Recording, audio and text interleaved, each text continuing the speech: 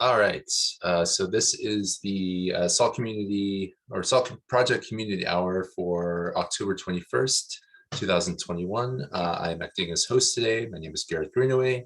I'm a member of the open team that works on the Salt project. So if you're unfamiliar with Salt, silly question, why are you here? So there's our information. If you have any questions, there's our website, as well as a general information email. So these are our locations where we are on social media. So we are YouTube, GitHub, obviously, Slack, community Slack, Twitch. So once a week, or actually multiple times a week, Wayne does a testing clinic on where he streams on Twitch. We are on Reddit. So new addition to our team, Thomas Phipps, will be monitoring our Reddit subreddits, as well as our general community forums. So welcome, Thomas. Glad to have you on board. We're also on Twitter, LinkedIn, and Facebook. So our agenda for today, so we have our general updates about Open Hour, so a bit about Satcom, which is coming up really fast. We have some release updates, so we just pushed out this week the Silicon release. So our next release is going to be Phosphorus. We are rebooting our Kubernetes Salt working group. We don't have anything formal to present or to mention about that now, but if anyone has any questions about it, we can discuss it during the Q&A portion of it. So keep on the lookout for information about that once we schedule some working group meetings for those. We'll have an update on the vCenter VMware extension module. And we'll also do a demo of it. I think Joey is on. I think he's going to be doing that. And then we will do our Q&A. So just some general updates on our open hour. So we are changing the frequency of the open hours. So previously we would do them once a week.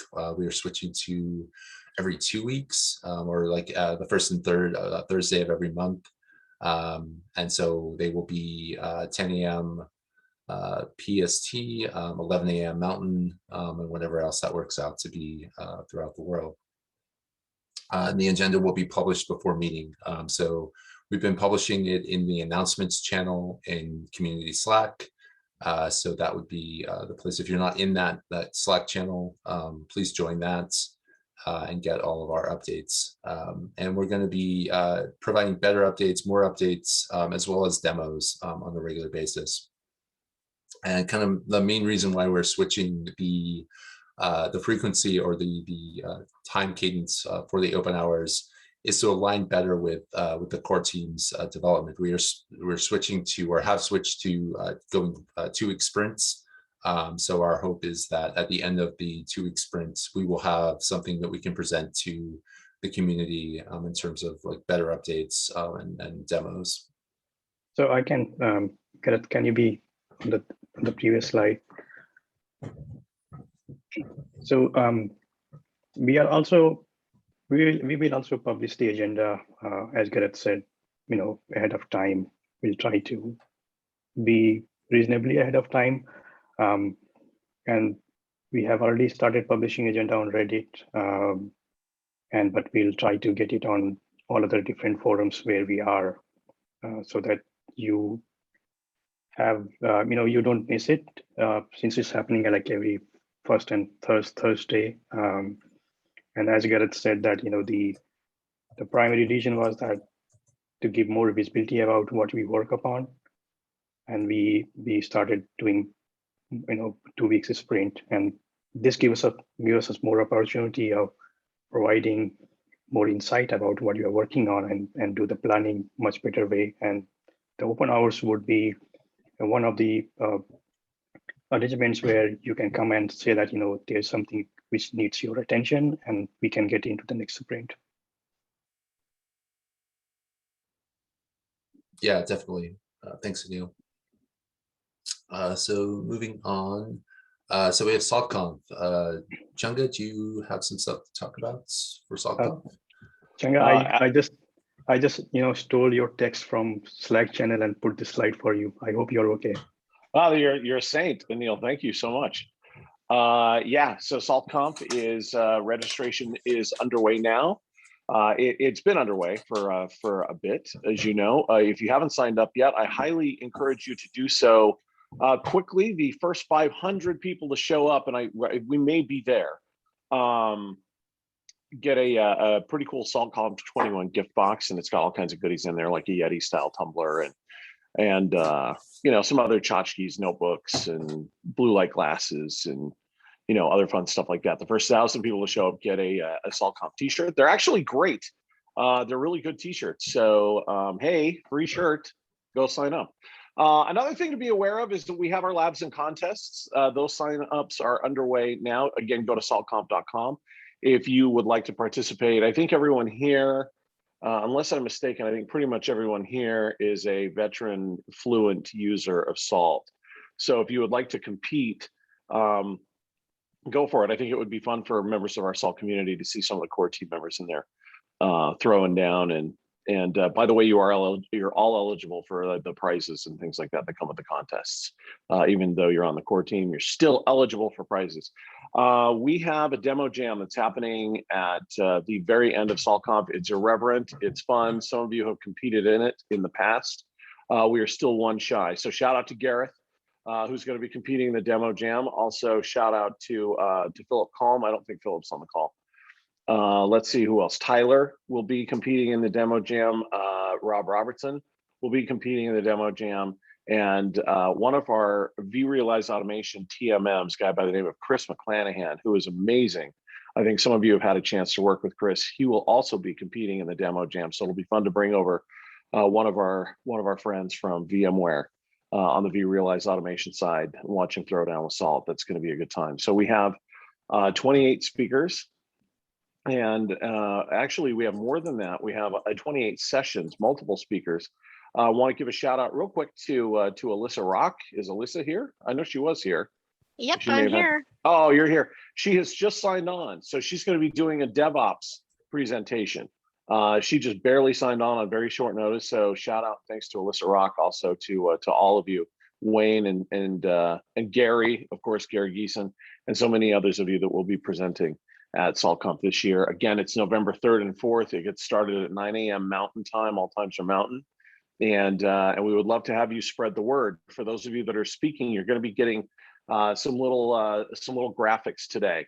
You're going to be so proud of this. It's a graphic that says, "I'm speaking at SaltConf." And we would love for you to share that on your social media as a way to get everybody to come in and check out your session. So if you're speaking, watch for that. We're going to be sending those out to you today. Again, thank you for the slide, Anil. It is indeed a great chance to learn and network with innovators and members from the Salt community with the benefit of the comfort of home, hanging out in your jammies and having fun with Salt. So if you have any questions about this, please don't hesitate to get with me. I'm on Slack, super easy to find, or you can email me at schunga@vmware.com. That's pretty much it. Any questions at all? Okay, Gary, there should be a question. Yes, Chunga, how can I get to you faster? Yes, how can I get to you faster, Chunga? So everybody, I want you to pay close attention to Gary Geeson for this SaltConf. He's going to be a big deal. I'm just saying. That's again, November 3rd and 4th. Thanks, guys. Excellent. Thank you, Chunga. Looking forward to at least virtually seeing everyone attending, interacting with everyone at SaltConf this year. And hopefully next year, hopefully, fingers crossed, we actually get to see everyone in person next year. Okay. So some release updates. So as I said, we did release the Silicon release, which is version 3004. We released that on the 18th of October. So we had 120 plus features and bugs fixed, and we've already begun releasing or planning for the phosphorates. So these are a couple issues that we've already been identified as from the community that the community wants to make sure that we get included in the phosphorus release. So if there are any others as we move forward, please just let us know either in open hours, drop it in the chat, mention it during our Q&A portion, or just send one of us a message on Slack. I think Nick is on. You've already identified like a couple that you sent to me. I need to respond to you. But yeah. So Gareth, can we Yep. Can we discuss these three issues quickly? I looked at them and I found a couple of them actually make sense to be included in phosphorus. So I think since everybody's here, probably it makes more sense to just scan through. Sure. So this one is so salt execution sometimes fails with the exception of key error, red code error. Okay. Like I'm doing triage now. Right. Yeah. It's triage described as open hour. You're all voluntold. In each case you wonder, like the after of this issue is on the call, so feel free to ask me anything. Right. Okay. I personally haven't seen this one, but it looks very similar to another one that I fixed. It is the same issue. It is just not fully fixed. Yeah. That's the problem. Got it. Okay. So it's just another place where we don't have, where red code is just not ending up where it's supposed to. And so it bombs out. Okay. Yeah, but in this case, it's just not like the different place. It's probably the same place. It's different conditions around. At least it looks like we only hitting this on our biggest cluster, which is like 170 nodes, and it is like a problematic one because we have kind of like a CPU starvation on it during the rollouts. So it's like a very specific cases for this to trigger, but it is still present, and it's basically very reproducible in our environment. Like every third run hitting this. Got it. I think we might have discussed this as a team, and I think we speculated that it might have been like some sort of race condition. So I don't know if you've had that. You came to that conclusion as well, Kirill? Yeah, it's our assumption. It looks like a race condition. Race condition. Okay. Yeah. So this is one that we will definitely focus on for try and focus on for phosphorus. The next one is pillar calls were called twice, or twice as slow. Pillar calls are twice as slow compared to 3001.3. Oh, this is another one of yours, Kirill. Yep, sorry about that. No, all good. Oh, looks like I was triaging it. Okay. Did you have any additional information you wanted to share with us on this one? Not really. The only thing was like, yeah, you mentioned like what's our pillar size, which is huge, and we can reduce it right now. It's very specific of us, but it is not related to the pillar size. I mean, we still see the twice increase of this pillar separation even on small pillars. It's like kind of unrelated. Just on the big pillars, it's way more noticeable. Okay.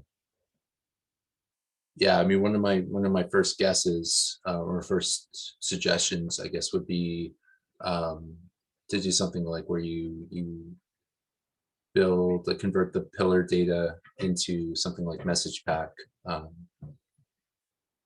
That way, it's faster to read in. I mean, that's a like a temporary fix, obviously. Like if it was faster on one release and now it's slowed down significantly, that's something that we should look at. Okay. And then the third one is a corrupt Farcache salt master salt vault token.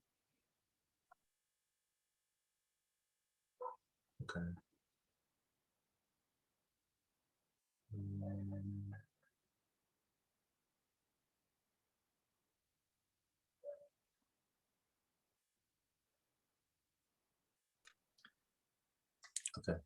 I don't know.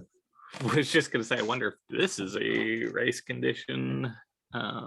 If we're like writing to the token and then or the JSON file looks like, and then reading from it at the same time. I'm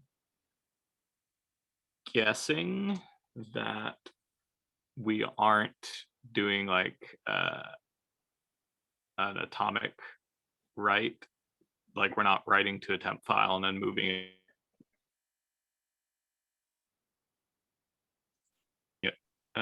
over top of that. That would solve this issue. You broke up a little But I bit, don't Wayne. know. That's just a high level theory. So you broke up a little there. I don't know if we caught all of what you were saying. I was saying that I wonder if this is a race condition. I wonder if we are trying to do a JSON dump to the file at the same time that we're reading from the file. If we do an atomic read or write instead, if we write out to a temp file and then move it, rename it over top of this file, that would probably solve this issue. Shouldn't need a separate step for that. There's a atomic file stuff built into the salt.util step. Into the salt.util somewhere. There's already a class for atomic file handles. You nice. Be able to use, so it could probably be able to use it, and then when you write to it, when you exit, you use it as a context manager. When you exit the indented with block, it performs all of the copy over stuff. fancy stuff for you. Yep. Nice. Yeah, but I'm betting based on what I'm seeing here is that we're not doing that, and that's what's causing the problem here. As a matter of fact, you can see based on that example that we're like partially writing over the contents in the file and it's not getting truncated. So either we're just straight up writing to the file without truncating it, or we are not, or we're in the middle of writing to it and truncating it when we read from it. So yeah, one of those two issues is clearly going on here. But yeah, so it's good news, Eric, that we actually have that like built in. So we probably just need to go find the place where we're writing out to the vault token and use the atomic write instead.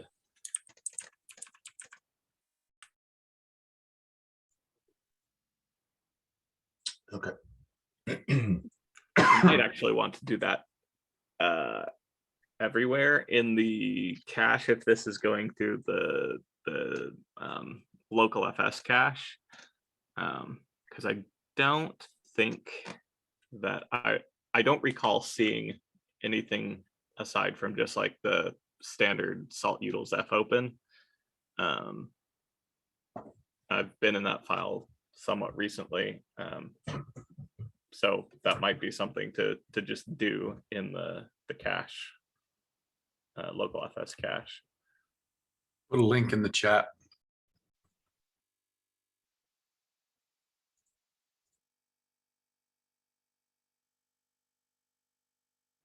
Did you say you put a link in the chat, Shane? I put a link in the chat for the atomic file code salt util. Ah, perfect. Nice.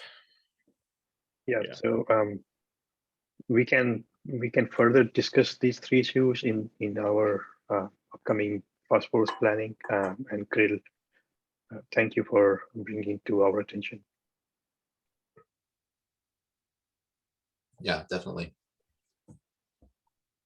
Okay. Sorry, a quick question. If Yeah, of course. somebody want to request any other issues to be looked at specifically, how we should do it? Now is a good time, like just drop it in the chat during open hour. Mention it in, like just tag one of the members of the core team on community Slack as one that you want us to kind of try and get in for the next release. Or the email that I mentioned at the start. You could send a note to that, and then I think that goes to Chunga, and then he can pass it along to the team. Yeah, all right. In that case, I think I found one more issue posted to the chat.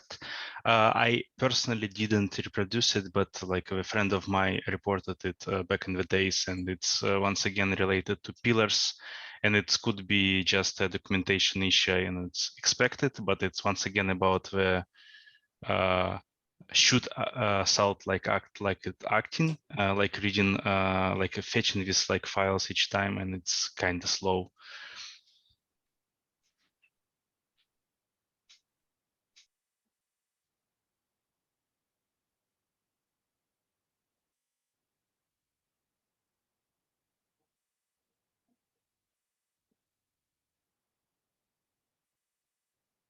Okay, yeah, we will take a look at this one as a team as well. Thank you.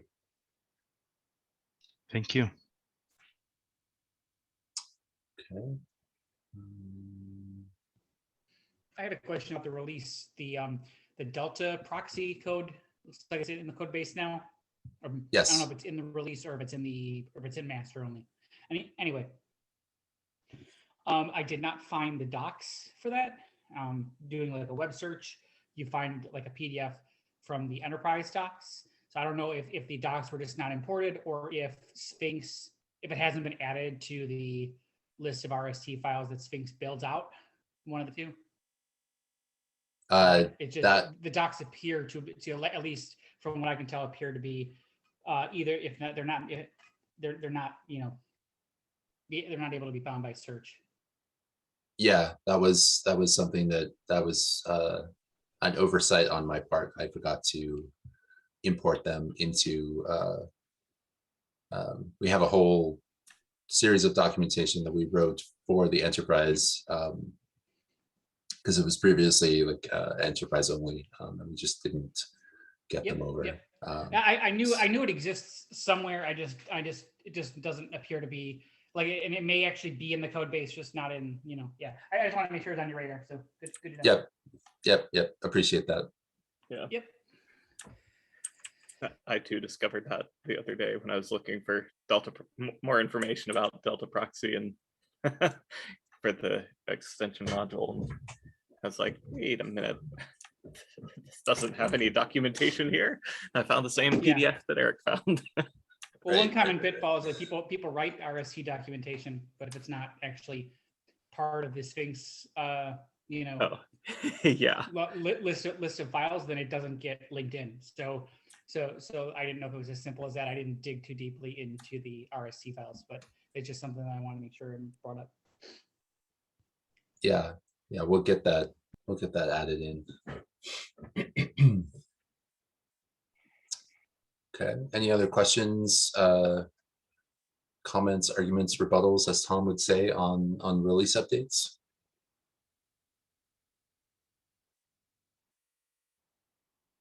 A small comment: is the point releases planned, or like do you have like a short list of things to fix for it, or it is not yet on the plate? I mean, I don't know of any that we are identifying for point release. I don't know if anyone else knows any.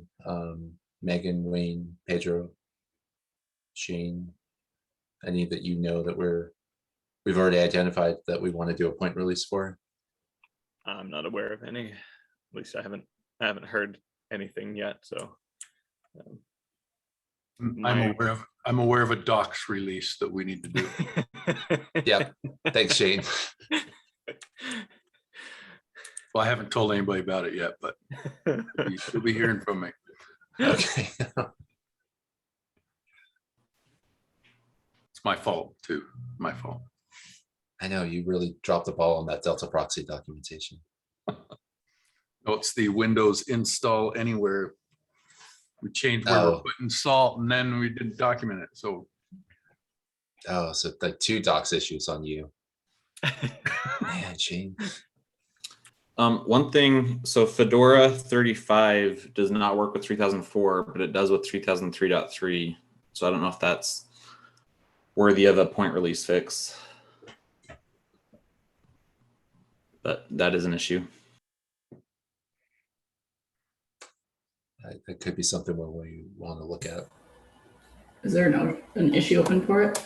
I think Frodo opened an issue for it. I can double check.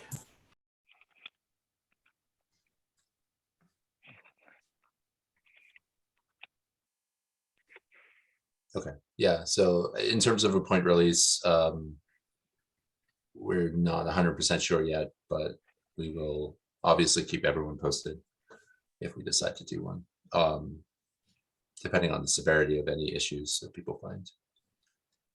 they would usually be like big regressions or something urgent, not just a bug fix. Yeah, something major. Okay, moving on. We are some working group updates. We have a new captain for our docs working group. So Elisa Rock is joining the open team as our technical writer. She is joining, or she is taking over the docs working group. So welcome, Elisa. Anything you'd like to say on that? I did not authorize this announcement, but that's okay. I am right now polling various members of the docs working group to figure out whether we want to, the cadence for continuing to meet on this. And one quick programming note is that while I'm here, I'm so excited to be to be SALT's technical writer. I'm really excited about this new opportunity. And I've been wanting to help with the SALT docs for a super long time, so very excited about this. I am still working on the salt stack config side, and up until December. We just barely hired a new technical writer that started this week, and I need to support her as she transitions into the salt stack config technical writing role. But I will be fully on board with the team, acting as the technical writer in December. So super excited. Thanks, everybody. Yeah, thank you. On the those rare occasions where I feel comfortable speaking for the rest of the open team, we are also really excited that Elisa is joining us as our technical writer. So as I said, we're looking to reboot the Kubernetes working groups. So no solid details on when or the frequency of the meetings, but we'll keep everyone posted. So if you have any ideas, we do have a Kubernetes channel on community Slack. So we'll post some updates in there. Part of the efforts, one of the things that I want to see the Kubernetes working group focus on is right now our support within SALT is, I would say, like 80%, maybe 75% there. It's one of those things where the Kubernetes has changed and evolved, and our modules do a good percentage of being able to interact with Kubernetes, but they're not 100%. They just haven't caught up. And so I want to see us kind of move our support into a SALT extension, which should hopefully give community members a chance to kind of develop and contribute to that support. So that is one of the things that I'm hoping that we'll be able to do once we spin up that working group, get that extension going. So moving on. So speaking of SALT extensions, we do have one for vCenter, which I see Joey is on the call. He's been part of the team that's working on that. So we released that, announced it at VMworld in October of this year. So these are the links. And I think I don't know if you have any updates that you want to share on that, Joey, before we get to your demo. No, not really updates. I don't think. I'm trying to think of something, but no, just we'll be releasing stuff like semi-frequently, just because it's not attached to the release of Salt. Yeah. Yeah, I will also say, as I unshare and let Joey share his screen so he can demo. This is one of our first kind of use cases of the Salt extensions, like the first viable use case of showing like an actual working. I was going to say proof of concept, but it's beyond proof of concept because it's actually a functional, I guess, functional proof of concept of the idea of Salt extensions. So that's really exciting to see. Yeah, it's definitely cool. So I'll go over some of the functionality that will probably be released the beginning of next week. So just some stuff that we've worked on just most recently. Yeah, I had something to say and now I can't remember. I'm sure it'll come to me. But yeah, like the team worked on like a couple, probably like 3 big pieces of functionality over the last 2 weeks. And we also decided that we would put priority on creating state modules when we before we kind of thought we were going to get through the modules and then kind of come back and do the state modules. And now we've kind of decided to switch gears and do them at the same time. And then the stuff that we've missed, we'll go back and build the state modules for that. But this at the beginning of next week, we'll release probably these 3 pieces of functionality. And so the first one I have is just listing of packages for an ESXi host. Let's see if I can pull this up. Just have them in here. Yeah. And so you can kind of specify a bunch of different things. So if you specify nothing, it will just kind of dump all of the packages on all the different ESXi hosts. Hopefully. There we go. You can also, I guess I can just specify, like if I just did this vSAN one, and then you can specify kind of the data center and let's see here. It's thinking. You can also specify, I can get over there, package name, data center, cluster name, host name. And yeah, that's that one. And then cluster get, just kind of getting the different properties on a cluster. Let's see here. You specify the cluster and data center. Oh, Gary, did you have a question? No. Cool. So this is the, let's see here.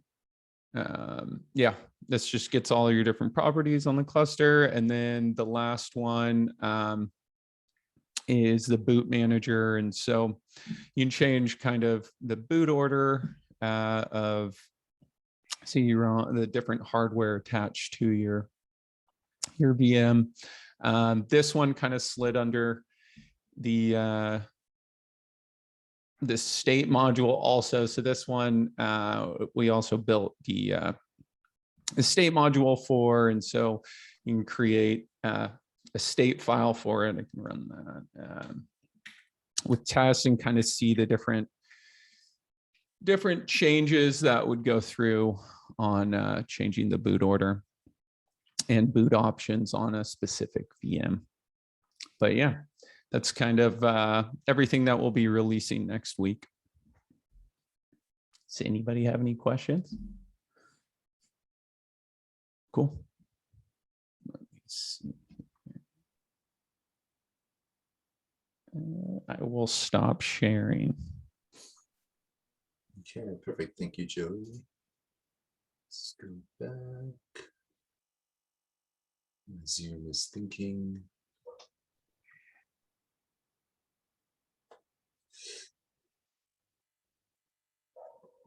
It crashed. Okay, there we go. All right, so our Seps, so many of them are in their final comment period. So just if you have any input on those, now is the time to kind of weigh in on those Seps. I don't know if anyone had any in particular they wanted to call out or discuss right now.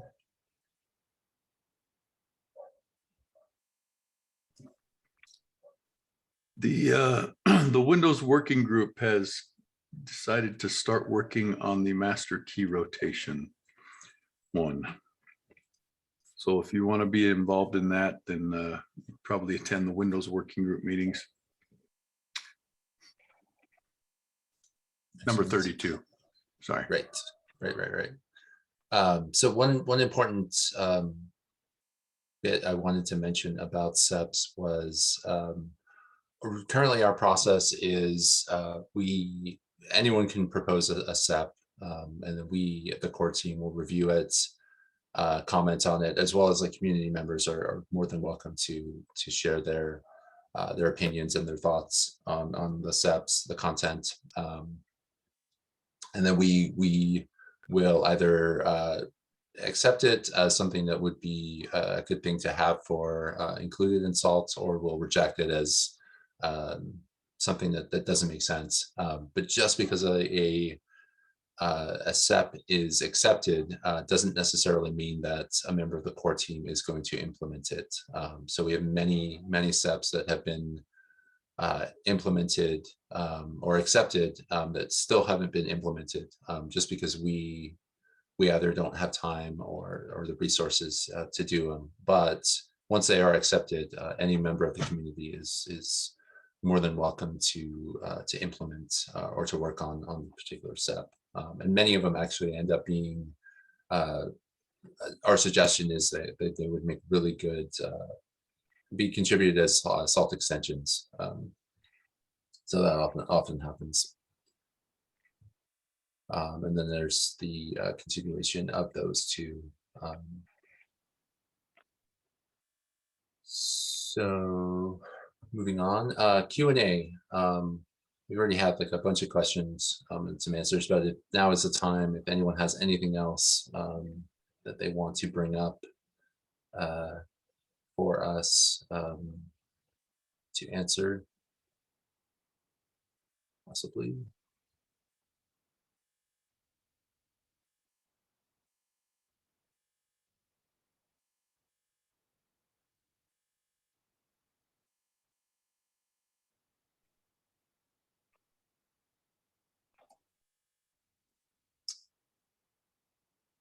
Questions? I see Gary's lit up. Does that mean you have a question?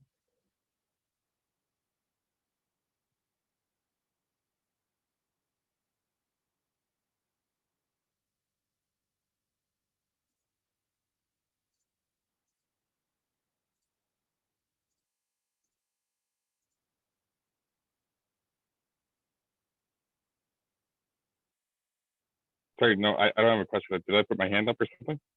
No. Your Zoom box was just lit up green. And I thought that meant you were about to, you'd unmuted, you about to ask a question. No, I'm good.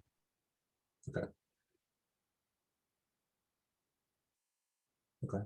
If no one has anything else, we can give everyone some time back. I don't know if Wayne has a joke this week. We usually end on a terrible joke from Wayne. Trying to remember what it was that somebody shared with me just the other day. I'm not going to tell the joke, but if you happen to search YouTube for Norm Macdonald frog joke, I highly recommend that one. It's hilarious. It has Norm Macdonald's like usual, like kind of dry, very convoluted, long delivery. that just has you shaking your head the whole time and then laughing hysterically at the end. So here's a good one. What does a baby computer call its father? Data.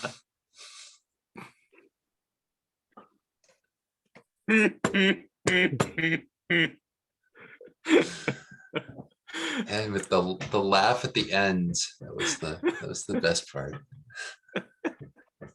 That was terrible. That was truly terrible.